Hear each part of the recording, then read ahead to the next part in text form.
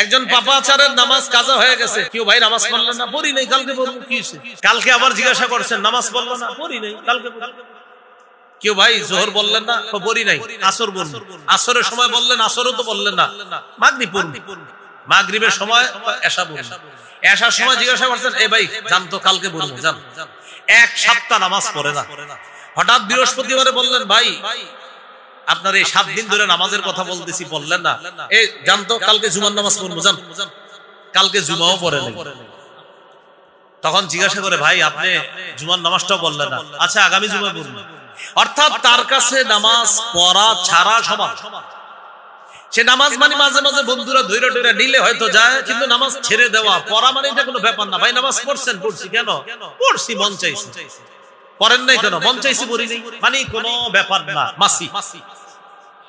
আর একজন ইমানদারের কাছে একক নামাজ মনে হবে যে এই দুনিয়াও যদি আমার ছুটে যায়, একক নামাজ একজন ইমানদারের কাছে মনে হবে এই দুনিয়ার মধ্যে যা আছে এর চাইতে আরো বেশি দাম। এটা আব্দুল্লাহ ইবনে মাসউদ রাদিয়াল্লাহু তাআলা আনহু বলেন, ইমানদার গুনাহকে মনে করে পাহাড়ের মতো, পাপাচার বান্দা গুনাহকে মনে করে মাছির মতো। তাহলে বলেন তো আজকে থেকে যে কোনো গুনাহকে আমরা কিসের মতো মনে করব? আল্লাহ তৌফিক দান করুন। এই গেল আজকের 4 নাম্বার কথা। 5 নাম্বার কথা, আমার এই দুটি আঙ্গুলের দিকে তাকান। আমি আপনাদের সামনে ঘোষণা করলাম, কারা কারা আগামী 24 ঘন্টায় 100 রাকাত নফল নামাজ পড়বেন। যদি পড়তে পারেন প্রত্যেককে পুরস্কার হিসাবে একটি মোটরসাইকেল দেওয়া হবে। হয়তো অনেকে হাত তুলবেন, বেশিরভাগই হাত তুলবেন বা সবাই হাত তুলবেন। যারা মোটরসাইকেল চালাইতে পারেন তারা তো তুলবেনই, যারা পারেন না তারাও কেন, যে পুরস্কারটা পায়া বিক্রি করে দিব, হাত তুলবে সবাই। কারণ 24 ঘন্টায় 100 রাকাত নফল, এটা কোনো ব্যাপার না। তো এই ব্যক্তি মনে করেন এই হলো একজন, আরেকজন এই ব্যক্তি, 2 ব্যক্তি, যাই হোক আরেকজন। আরেকটা ঘোষণা করা হলো, ভাই আগামী 24 ঘন্টায় যারা যারা একটা গুনাহ করতে পারবেন না তাদেরকে একটা মোটরসাইকেল দেওয়া হবে। এবার হাত উপরের দিকে ওঠে না, না উঠতে গিয়ে আবার নেমে যায়। কয়েকজনের উঠছে আবার নেমে যাচ্ছে, কেন? যাদের উঠছিল ওদের মনে পড়ে গেছে আমি না সুদ খাই। যার উঠতে গেছিল তার মনে পড়ছে আমি না জমির দালালি করে আগামীকালকে একজনের 6 লাখ খাবো। হাতটা উঠতে গিয়ে মনে পড়ে গেল, আন্দাজি উঠলে আমি তো দুধ বিক্রি করার সময় মানুষকে খাঁটি বইলে যে 1 কেজি পানি দিয়ে জানে মানুষ। হাত উঠতে গিয়ে ওই ব্যক্তি চিন্তা করে, আমি যে আপেলটা ওজন করে বিক্রি করি আর যে চুপে চুপে পরিমাপে কমাই, মেশিনের মধ্যেও যে কমানোর নিয়ম আছে, এটা কি আর পাবলিক বুঝে? হাত উঠতে গিয়ে আর ওঠে না। তাহলে বললাম 24 ঘন্টায় 100 রাকাত নফল নামাজ, মাশাআল্লাহ সংখ্যা অনেক। 24 ঘন্টা একটাও গুনাহ করবেন না, হাত উঠে না। এখান থেকে বোঝা গেল এই হলো মনে করেন 24 ঘন্টায় নফল পড়বে 100, আর এ হলো গুনাহ করবে না। এখান থেকে বোঝা যায় 100 রাকাত নফলের চ্যালেঞ্জ নেওয়া সহজ, গুনাহ ছেড়ে দেওয়া কঠিন।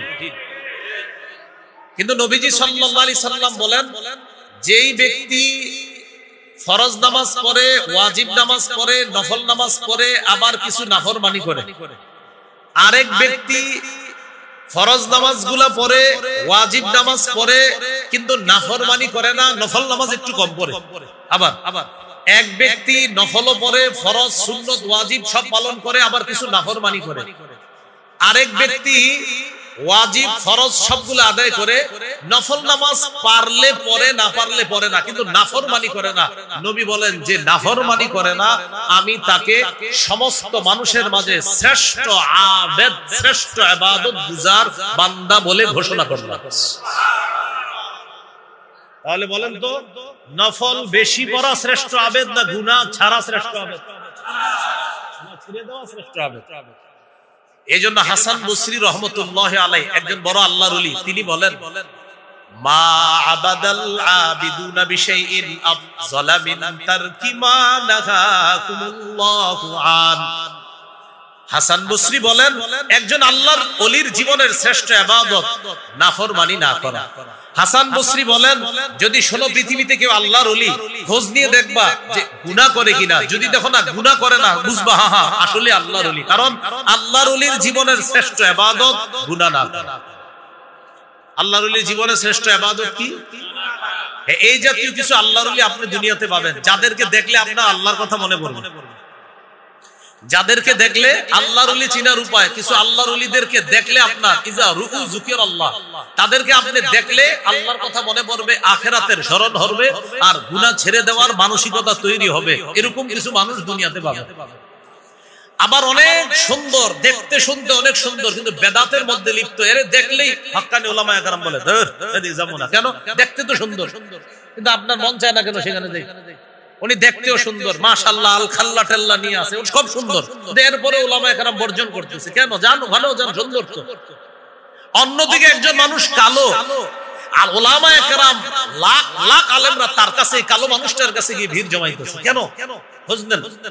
একটা মানুষ কালো, লাখ লাখ আলেম তার কাছে যাইতেছে। কেন? কিছু আছে। আবার একজন দেখতে অনেক সুন্দর, মাশাআল্লাহ, ওনারে দেখলে মনে হবে ফেরেশতা, কিন্তু উলামায়ে কেরাম যায় না। এই জন্য বুঝতে হবে যে আল্লাহর ওলি যারা, তাদেরকে দেখলে আল্লাহর কথা স্মরণ হবে, তাদেরকে দেখলে আখিরাতের কথা স্মরণ হবে। এই জন্য দেখবেন এলাকায় অনেক মানুষ দেখতে সুন্দর, নামাজ পড়ে না, এর দেখলে মায়া লাগে না। অনেক মানুষ দেখতে কালো, লোকটা নিয়মিত নামাজ পড়ে, এর দেখলে এক কাপ চা খাওয়াইতে মন চায়। ওই যে আল্লাহ ভালোবাসা তৈরি করতে, কালে হুয়া তু কিয়া হুয়া দিলওয়াল, কালা কিন্তু দিল আছে ভালো। এই জন্য কালো দেখতে, কিন্তু দেখলে মায়া লাগে। এই মিয়া আপনি এর এত মায়া করেন কা? ও হুজুর এমনি ভালো লাগে। ওই কালো মানুষ, কালো হইলো ভালো লাগে, ও ভালো মানুষ। আল্লাহ আমাদেরকে বুঝার তৌফিক দান করেন। তো যাই হোক, হাসান বসরি রহমাতুল্লাহি আলাইহি বলেন, মা আবাদাল আবিদুনা বিশাইইন আফযালা মিন তারকি মা নাহাহুল্লাহু আন। আল্লাহর ওলির জীবনের সর্বশ্রেষ্ঠ ইবাদত হলো গুনাহ না করা। আল্লাহর ওলির জীবনের শ্রেষ্ঠ ইবাদত গুনাহ না করা। তাহলে আমাদের 5 নাম্বার আলোচনা চলতেছে, হারাম বর্জন করা শ্রেষ্ঠ আবেদ হওয়ার উপায়। তিরমিজির হাদিস 2305 নম্বর হাদিস। এই হাদিসের বর্ণনাকারী আবু হুরায়রা রাদিয়াল্লাহু তাআলা তিনি বলেন, রাসূলুল্লাহ সাল্লাল্লাহু আলাইহি সাল্লাম একদিন ঘোষণা করলেন, মাইয়া আখযু আন্নী হাউলাইল কালিমাত ফায়ামালু বিহিন্না আও ইউআল্লিমু মান ইয়ামালু বিহিন্না। রাসূলুল্লাহ সাল্লাল্লাহু আলাইহি সাল্লাম একদিন ঘোষণা করলেন, কে আছো, আমি নবী এখন কিছু কথা বলবো, এই কথাগুলা গ্রহণ করবা, নিজে আমল করবা, যারা আমল করবে তাদেরকে শিখায়া দিবা, এমন কি কেউ আছো? সাহাবী আবু হুরায়রা রাদিয়াল্লাহু তাআলা আনহু বললেন, হুজুর আমি আছি, আমি আপনার কথাগুলা গ্রহণ করব, নিজে আমল করব, যারা আমল করবে তাদেরকে আমি শিখিয়ে দিব। কোন সাহাবী বলছে? বলেন কোন সাহাবী? আবু হুরায়রা। নবীজির একজন আজীব ছাত্র। ক্লাসে যদি কোনো ছাত্র নাও থাকে, একজন থাকবে, তার নাম আবু হুরায়রা রাদিয়াল্লাহু তাআলা। ওই জামানায় সাহাবায়ে কেরাম আবু হুরায়রা রাদিয়াল্লাহু তাআলা আনহুকে জিজ্ঞাসা করছে, আবু হুরায়রা, আচ্ছা তুমি এত হাদিস কিভাবে বলো, একটু বলো তো। ওই জামানায় সহিহ মুসলিমের বর্ণনা, আবু হুরায়রা রাদিয়াল্লাহু তাআলা আনহু বলেন, আলা মিলই বাতনি, আমি পেটে ভাতে নবীর দরবারে পড়ে থাকতাম। নবী খাবার পাইলে আমি খাইতাম, নবী না খাইলে আমি খাইতাম না, ক্লাস মিস করতাম না। আমি পেটে ভাতে নবীর দরবারে পড়ে থাকতাম। এইজন্য নবীজির ক্লাসে আবু হুরায়রা রাদিয়াল্লাহু তাআলা মাত্র 3 বছরের ছাত্র ছিলেন, তো আল্লাহ তাআলা তার মাধ্যমে সবচেয়ে বেশি হাদিসের খেদমত করেছেন। 5000-এর বেশি হাদিস আল্লাহ তাআলা এই সাহাবী আবু হুরায়রার মুখ থেকে বের করেছেন। ছাত্র ছিলেন কয় বছর? মাত্র 3 বছর। অথচ ওনার চেয়ে আরো অনেক বছরের বেশি বেশি ছাত্র আছে, যে আল্লাহ তাআলা কবুল করেন। তো এই আবু হুরায়রা রাদিয়াল্লাহু তাআলা বলেন, হুজুর আমি আছি, আমি আপনার কথা শুনবো, গ্রহণ করব, নিজে আমল করব, অন্যদেরকে শিখিয়ে দিব। আবু হুরায়রা রাদিয়াল্লাহু তাআলা আনহু সম্পর্কে ছাত্র যারা আছেন একটু মন দিয়ে একটা কথা শুনেন। তার কিন্তু শুরুর দিকে মেধা এত প্রখর ছিল না। কোন সাহাবী?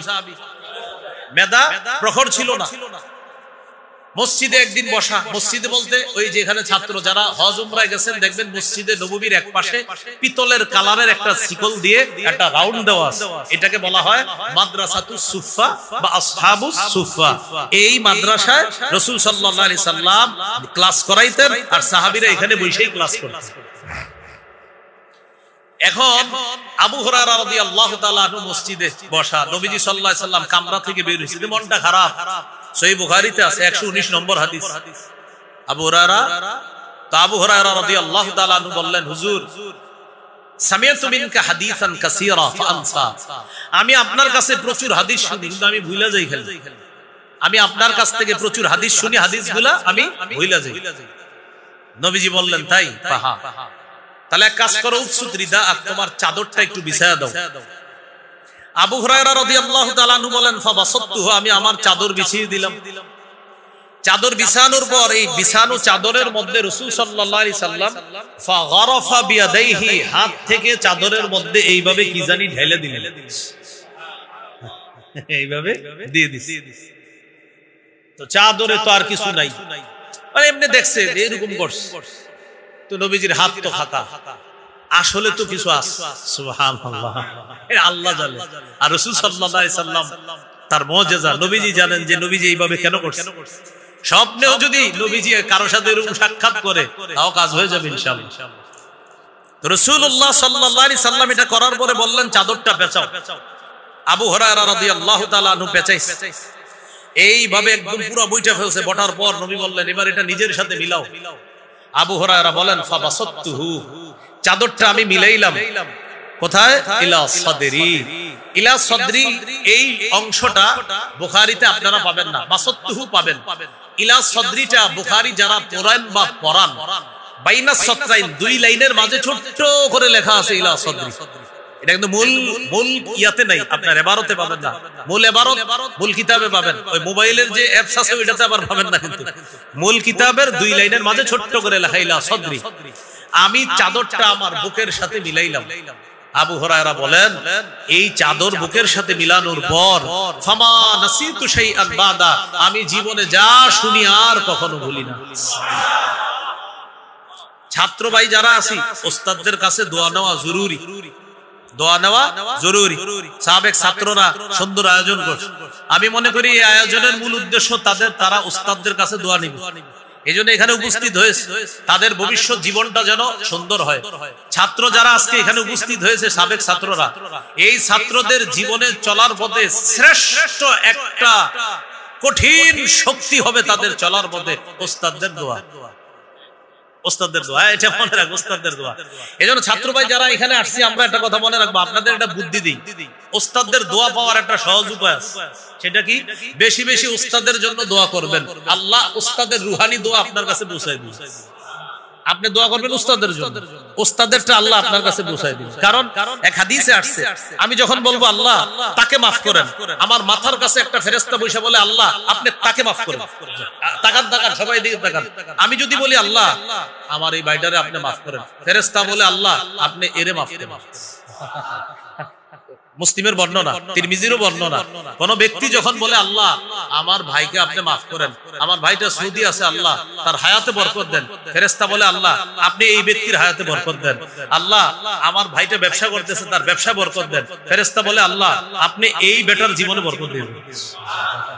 এখন আল্লাহ আমার উস্তাদের পরিবারে আপনি বরকত দিয়ে দেন, আল্লাহ আমার উস্তাদের পরিবারটাকে আপনি সুখে রাখেন, আল্লাহ আমার উস্তাদের যারা বেঁচে নাই, আমার উস্তাদদের মধ্যে তাদের কবরটা জান্নাতের বাগান বানায় দিবেন। ফেরেশতারা বলবে আল্লাহ আপনি তার জীবনটা বরকতময় বানায় দেন, তার পরিবারের যারা বেঁচে নাই তাদের কবরটা আপনি জান্নাতের বাগান বানায় দেন।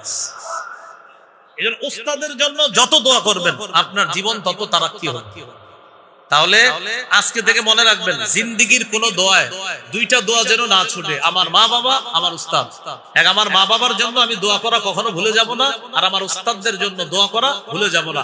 অন্তত এতটুকু যদি শর্টে দোয়া করেন, আল্লাহ আমার উস্তাদদের যারা বেঁচে আছে তাদেরকে হায়াতে তৈয়বা দান করেন, আল্লাহ যারা বেঁচে নাই তাদের কবরগুলো জান্নাতের বাগান বানায় দেন। সহজে এতটুকু বলে দিন।